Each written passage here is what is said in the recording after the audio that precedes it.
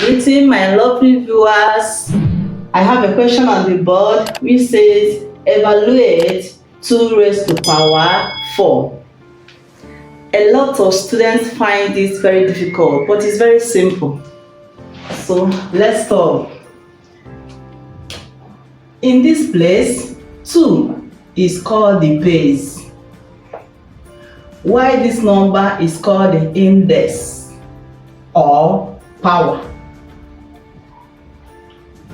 2 is the base and this is index or the power. So when you're asked to find the value of this, some students will come and tell me it's 2 times 4, which is wrong. It's not 2 times 4. 2 raised to power 4 means 2 times 2 times 2 times 2. Do you see it now? I've expanded this to give me this. 2 times 2 times 2 times 2. 2 into 4 places is something like as 2 raised to power 4. It's not 2 times 4, no. So if I multiply, 2 times 2 is what? 4. 4 times 2 is what? 8. 8 times 2 is what? 16. So 2 raised to power 4 is equal to what? 16.